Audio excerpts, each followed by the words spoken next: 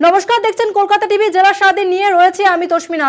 জেলা সারাদিনের শুরুতেই যে খবরে নজর রাখবো, ফের রোগী মৃত্যুর অভিযোগ। আর এরপর জানা যাচ্ছে যে তিনটি সরকারি হাসপাতাল থেকে ফিরিয়ে দেওয়া হয় এবং ফের একজন রোগীর মৃত্যু হলো, নিউরো রোগী জানা যাচ্ছে এমনটাই। জেলা সারাদিনে যে খবরে নজর রাখবো, মরণাপন্ন ফের একজন রোগী এবং তিনটি সরকারি হাসপাতাল থেকে তাকে ফিরিয়ে দেওয়া হয় এবং তারপরেই ওই রোগীর মৃত্যু হয়, এমনটাই কিন্তু খবর সামনে আসছে।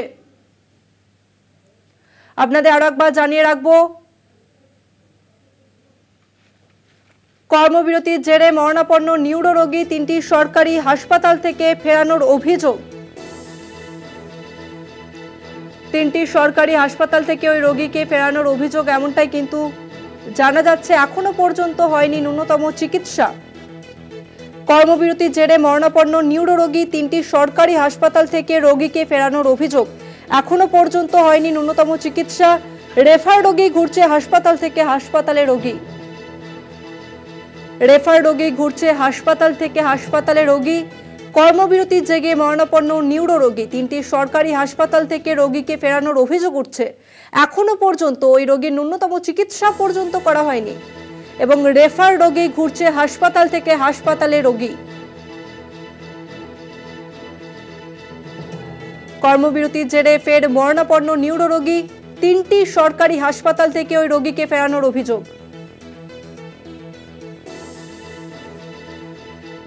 এই মুহূর্তে আমাদের সঙ্গে ফোন লাইনে রয়েছে প্রতিনিধি দুর্গাদাস বন্দ্যোপাধ্যায়। দুর্গাদাস, ঠিক কি অভিযোগ উঠছে?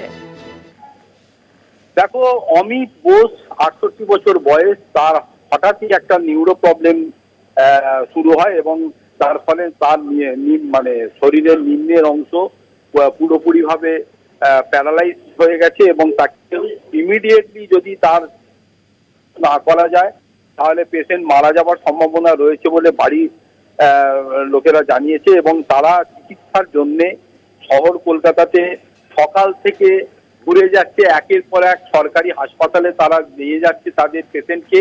এখনো পর্যন্ত ঠিক এই মুহূর্তে যে সময় আমি ফোন দিচ্ছি ঠিক সেই সময়তেও তারা দাঁড়িয়ে রয়েছে এই বাচ্চার কাছে একটি জায়গায় এবং সেখানে এখনো পর্যন্ত তার ভর্তি হওয়ার কোনো ন্যূনতম সম্ভাবনা দেখতে পাচ্ছেন না। বাড়ির লোকেরা উদ্ভ্রান্তের মতো তারা দাঁড়িয়ে রয়েছেন এবং বিনা চিকিৎসায় তিনি যে সারা দিন ধরে ঘুরে যাচ্ছেন এবং সে তাদের যে পেশেন্ট পার্টির কাছে যে সমস্ত কাগজপত্র যারা আমাদের পাঠিয়েছেন তাদেরকে সেখানে লেখা রয়েছে যে যেখানেই যাচ্ছেন সেখান থেকে রেফার করে কোনো না কোনো এই সরকারি হাসপাতালে রেফার করে দেওয়া হচ্ছে। যেহেতু এই পরিবারটি নিম্ন মধ্যবিত্ত বা দরিদ্র পরিবার, তাদের ক্ষমতা নেই কোনো সরকারি বাদ দিয়ে কোনো বেসরকারি নার্সিং হোমে, নামি দামি নার্সিং হোমে এই নিয়ে গিয়ে তাদের চিকিৎসা করাবে, সেই জন্যে তারা সরকারি হাসপাতালেই চিকিৎসা করাবার জন্য ঘোরাঘুরি করছে। কিন্তু এখন যা অবস্থা, একদিকে যখন আমরা দেখতে পাচ্ছি যে দুনিয়ার ডাক্তাররা তারা নিজেদের বিভিন্ন দাবি দাওয়া নিয়ে এবং আর্যিকর কাণ্ডের জেরে তারা যখন কর্মবিরতি পালন করছেন, যে সাধারণ মানুষ এতদিন ধরে তাদের সমর্থন করে রাস্তায় রয়েছে, সেই সাধারণ মানুষ, নিম্ন মধ্যবিত্ত দরিদ্র মানুষ যদি এইভাবে বিনা চিকিৎসায় মারা যায় তার দায় কে নেবে? এটা আমরা কলকাতা টিভির পক্ষ থেকে বারবার প্রশ্ন করেছি, তার কোনো সদুত্তর পাইনি। আজ যদি এই পেশেন্ট যে যদি কোনো খারাপ আরো ডেসিরিয়েট করে এবং মারা যায় তার দায় কে নেবে? সেই উত্তর কি দুনিয়ার ডাক্তাররা দেবে? এই প্রশ্ন কিন্তু রইল। ধন্যবাদ তোমাকে দুর্গাদাস। আমরা কথা বললাম আমাদের প্রতিনিধি দুর্গাদাস বন্দ্যোপাধ্যায়ের সঙ্গে। আপনাদের আরো একবার জানিয়ে রাখবো, এই মুহূর্তে আমাদের সঙ্গে রোগীর আত্মীয় ফোন লাইনে রয়েছেন, আমরা কথা বলবো। নমস্কার, আপনাকে কলকাতা টিভি থেকে বলছি। ঠিক কোন কারণ দেখিয়ে হাসপাতাল থেকে ফেরানো হচ্ছে? আপনার সিট নেই বললো, এমআর বাঙুরে সকালবেলা 11টার সময় লাইনে দিয়েছিল, ডাক্তার চেক আপ করেছে, বলেছে ইমিডিয়েট পেশেন্টকে ভর্তি করতে হবে, একটু ওয়েট করুন। তারপরে সেই থেকে বিকেল 4টে অবধি বসেছিল পেশেন্ট ওই ট্রলিতে। আর তারপরে এখন বললেন যে সিট নেই, রেফার করলো পার্ক সার্কাস এতে নিউরোতে, সেখানেও গেল, বললো কালকে আউটডোর বা এমার্জেন্সিতে এনে দেখান। এখনো পর্যন্ত কটা হাসপাতাল ঘুরেছেন এবং রোগীর কি অবস্থা এই মুহূর্তে? রোগীর তো বলছে ইমিডিয়েট ভর্তি করতে হবে, তারা প্যারালাইসিস হয়ে গেছে, এমআর বাঙুর থেকে বলেছে ওপর পোর্শনে মানে উঠছে। যদি 2 সপ্তাহের মধ্যে এটা আমাদের মানে ডাক্তারবাবু যা বলছেন যে আমরা যা পড়াশোনা করেছি 2 সপ্তাহের মধ্যে যদি এটা ট্রিটমেন্ট না হয় ওপর পোর্শনও কোলাপস করবে। দাদা এখনো পর্যন্ত কটা হাসপাতালে রেফার করা হয়েছে আপনাদের? রেফার একটাই করেছে, মেডিকেলেও গেছিলাম, মেডিকেল থেকেও বলেছে হবে না। আর তারপরে এমআর বাঙুরও করেছি, এখন ওই পার্ক সার্কাস থেকে করে এখন মানে বাড়ির দিকে যাচ্ছি, বলেছে কালকে আসুন এমার্জেন্সিতে। ঠিক কি কারণে মানে হাসপাতাল কর্তৃপক্ষ বা যেখানে যাচ্ছেন সেখানে ঠিক কোন কারণটা বলা হচ্ছে যে কারণে রোগীকে ভর্তি নিতে চাইছে না তারা? বলছে সিট নেই, আর বাঙুরে বলেছে সিট নেই, আর পার্ক সার্কাসে বলা হয়েছে কালকে সকালে আসতে।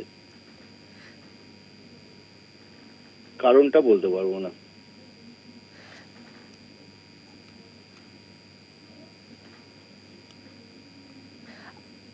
হাসপাতালের এই মুহূর্তে কি পরিস্থিতি, মানে কোন রকম কি ন্যূনতম চিকিৎসাও কি পেয়েছে ওই রোগী? না চিকিৎসা পেয়েছে, কিন্তু ডাক্তার চিকিৎসা করেছে যে, কিন্তু এই চিকিৎসা তো আপনার মানে চেক আপ করে ইঞ্জেকশন মেরে বা করে হবে না। তার তলার পোর্শন হাত না, আঙুল নাড়াতে পারছে, হাত তুলতে পারছে না, পা নাড়াতে পারছে না, খাটের ওপরে উঠে বসতে পারছে না, হাঁটা তো দূরের কথা। তো রিপোর্ট যা বলছে আপনার ওই টেস্ট দিয়েছিল, টেস্টের পরশুদিন বাঙুরে নিয়ে যাওয়া হয়েছিল, বাঙুর থেকে বললো টেস্ট করতে, টেস্ট করানো হলো, করিয়ে আজকে তাকে প্র্যাকটিক্যাল আবার নিয়ে যাওয়া হলো রিপোর্ট নিয়ে। এবার ডাক্তার দেখে বললো, রিপোর্ট দেখে বললো ইমিডিয়েট ভর্তি করাতে হবে, কিন্তু সিট নেই। তার মানে এ তো মানে চেক ডাক্তারের তো ট্রিটমেন্ট দিয়েছে কিন্তু সিট নেই বললো। কিন্তু এটা ইঞ্জেকশন বা দিয়ে তো ওষুধ খাইয়ে বাড়িতে রাখলে ট্রিটমেন্ট হবে না, এটা হবে আপনার মানে প্র্যাকটিক্যাল ডাক্তারবাবুদের অবজারভেশনে থাকলে, যা বাড়ির ট্রিটমেন্ট নয় আমি যা দেখে মনে হয়েছে। বেশ, ধন্যবাদ আপনাকে। আমরা রোগীর আত্মীয়ের সঙ্গে কথা বলছিলাম। আপনাদের আরো একবার জানিয়ে রাখবো যে কর্মবিরতির জেরে মরণাপন্ন একজন নিউরো রোগী, বছর 68 ওই নিউরো রোগীকে ইতিমধ্যেই 3টি সরকারি হাসপাতাল থেকে ফেরানোর অভিযোগ উঠছে, এমনটাই কিন্তু অভিযোগ করছেন ওই রোগীর পরিবারের তরফ থেকে। তবে এখনো পর্যন্ত ন্যূনতম যে চিকিৎসা সেই চিকিৎসা ব্যবস্থা করা হয়নি এবং রেফার রোগী ঘুরছে হাসপাতাল থেকে হাসপাতালে রোগী, এমনটাই কিন্তু রোগীর পরিবারের তরফ থেকে জানানো হচ্ছে।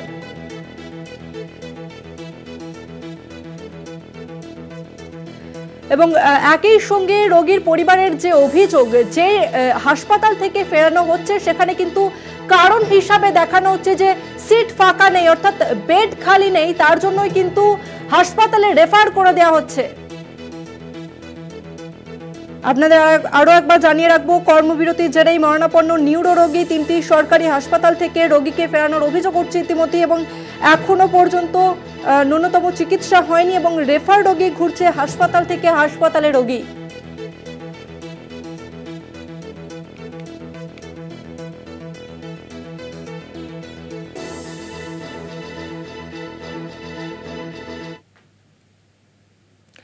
আরজি করে কনভেনশনে কর্মবিরতি তুলে নেওয়ার পক্ষে সিনিয়র ডাক্তাররা, বেশিরভাগ সিনিয়র ডাক্তাররাই চাইছেন মানুষের স্বার্থে কর্মবিরতি প্রত্যাহার হোক। জুনিয়র ডাক্তারদের মধ্যে কর্মবিরতি নিয়ে বিভিন্ন মত রয়েছে। কনভেনশনের পরে চূড়ান্ত সিদ্ধান্তের সম্ভাবনা রয়েছে। জুনিয়র ডাক্তারদের মধ্যে বিভিন্ন রকমের সিদ্ধান্ত রয়েছে এবং কনভেনশনের পরে চূড়ান্ত সিদ্ধান্তের সম্ভাবনা এবং বেশিরভাগ সিনিয়র ডাক্তাররাই চাইছেন যে কর্মবিরতি প্রত্যাহার করে নেওয়া হোক, অর্থাৎ যে কর্মবিরতি এখনো পর্যন্ত জারি রয়েছে সেই কর্মবিরতি বেশিরভাগ সিনিয়র ডাক্তাররা কিন্তু তুলে নিতে চাইছেন। তবে জুনিয়র ডাক্তারদের মধ্যে ভিন্ন মত রয়েছে এবং এই যে কনভেনশন তারপরেই কিন্তু চূড়ান্ত সিদ্ধান্ত হবে এমনটাই কিন্তু সম্ভাবনা রয়েছে। আর এই নিয়ে আরো বিস্তারিত জানবো, আমাদের সঙ্গে রয়েছে প্রতিনিধি সত্যসুন্দর ভট্টাচার্য। সত্যসুন্দর, এখনো পর্যন্ত কি জানতে পারছো, কর্মবিরতি কি তুলে নেবে জুনিয়র চিকিৎসকরা? দেখো, আন্দোলনের পাশাপাশি কর্মবিরতি তোলা হবে কিনা বা কর্মবিরতি জারি থাকবে কিনা এই নিয়ে কিন্তু ইতিমধ্যেই যে কনভেনশন শুরু হয়েছে আরজি কর মেডিকেল কলেজ হাসপাতালে, সেখানে জুনিয়র চিকিৎসকদের সঙ্গে সিনিয়র যারা চিকিৎসক রয়েছেন তাদের বিভিন্ন আলোচনা হয়েছে এবং সেই আলোচনায় বেশ কয়েকটি বিষয় উঠে এসেছে। সিনিয়র চিকিৎসকদের একাংশ তারা চাইছেন এবং ইতিমধ্যেই তারা মত পোষণ করেছেন যে এই পূর্ণ কর্মবিরতি প্রত্যাহার করা হোক এবং পূর্ণ কর্মবিরতি প্রত্যাহার করে আংশিক কর্মবিরতি যেরকম তারা চালাচ্ছিলেন তার পাশাপাশি আন্দোলন চলুক। কেননা বিচার সবাই চাইছেন, বিচারের দাবি প্রত্যেকের রয়েছে। কিন্তু বর্তমান পরিস্থিতিতে উৎসবের মরশুমে খুব স্বাভাবিকভাবেই রোগীদের একটা চাপ থাকে হাসপাতালগুলোতে, এবং সেখানে বন্যা পরিস্থিতি তৈরি হয়েছে। সার্বিকভাবে যাতে চিকিৎসা পরিষেবা ব্যাহত না হয় সেই দিকটি মাথায় রাখতে হবে। কিন্তু আন্দোলনের প্রতি প্রত্যেকেই কিন্তু সমানভাবে চাইছেন যে আন্দোলন জারি থাকুক। সেক্ষেত্রে আংশিক কর্মবিরতি চলুক এবং তার পাশাপাশি আন্দোলন চলুক, এমনটাই কিন্তু সিনিয়র চিকিৎসকদের একান্ত বলছে। অন্য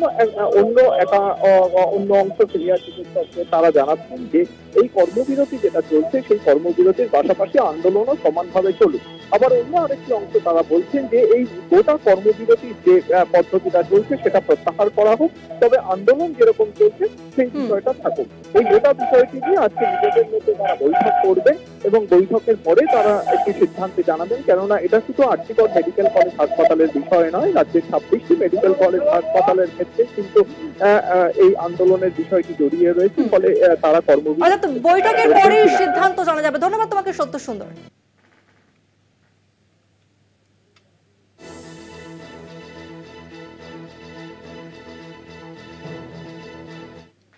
গরিব মানুষ পরিষেবা পাক, প্রতিবাদ চলুক, দোষীরা শাস্তি পাক। প্রতিবাদের জন্য গরিব মানুষ যেন পরিষেবা থেকে বঞ্চিত না হয়। ডাক্তারদের কর্মবিরতি নিয়ে প্রতিক্রিয়া সাংসদ দেবের।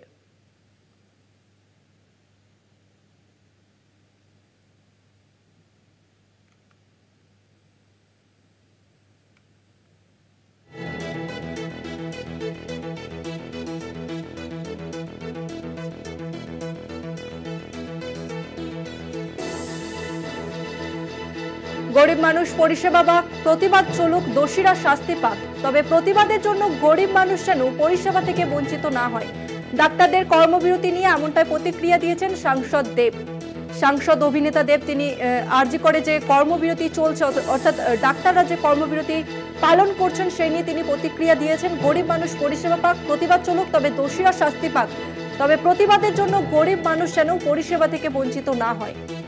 ঠিক কি বলেছেন দেব, শোনাবো আপনাদের।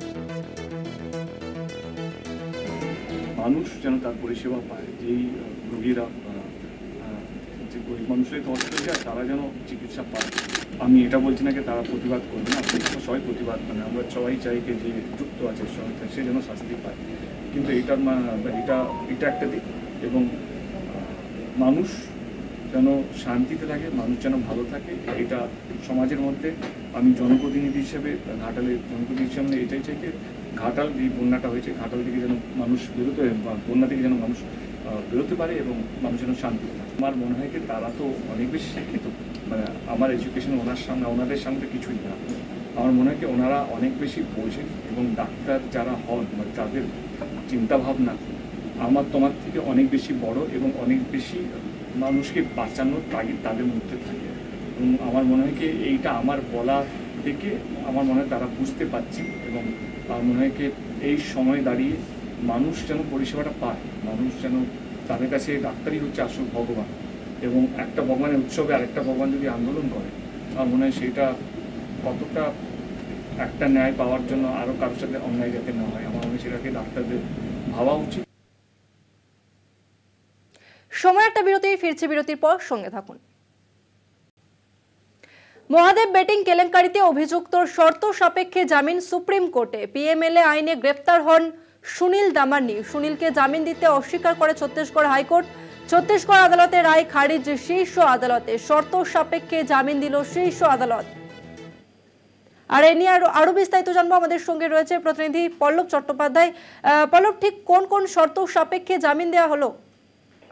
শর্ত এখানে দুটো আছে। এক নম্বর হচ্ছে প্রতি 15 দিন অন্তর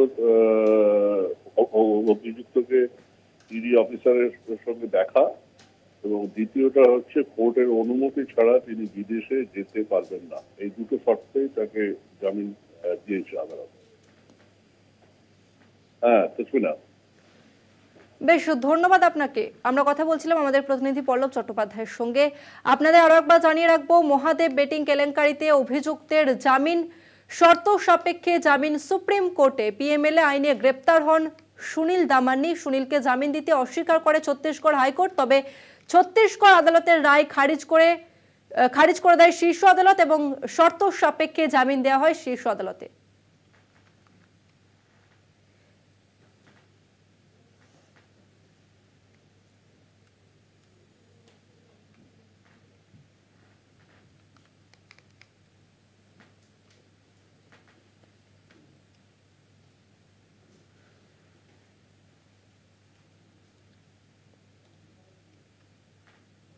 জামিন পেলেন বিজেপি নেত্রী রূপা গঙ্গোপাধ্যায়। ব্যক্তিগত বন্ডে আলিপুর আদালত থেকে মিলল জামিন। বাঁশদ্রোণী থানায় 14 ঘন্টা ধরে অবস্থানে বসেছিলেন রূপা।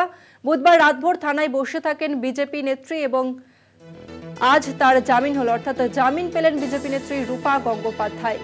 বাঁশদ্রোণী থানায় 14 ঘন্টা ধরে অবস্থানে বসেছিলেন রূপা এবং বুধবার রাতভর থানায় বসে থাকেন বিজেপি নেত্রী এবং পুলিশের তরফ থেকে বলা হয় যে থানায় কাজকর্মে বিঘ্নিতের জন্যই রূপাকে কিন্তু অ্যারেস্ট করা হয়েছিল এবং ইতিমধ্যে তিনি জামিন পেয়েছেন। জামিন পেলেন বিজেপি নেত্রী রূপা গঙ্গোপাধ্যায়।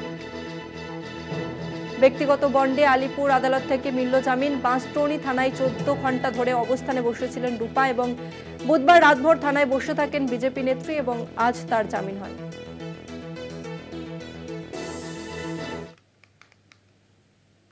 জেলা সারাদিন আজকের মতো এই পর্যন্তই। দেখতে থাকুন কলকাতা টিভি, রাত দিন 7 দিন।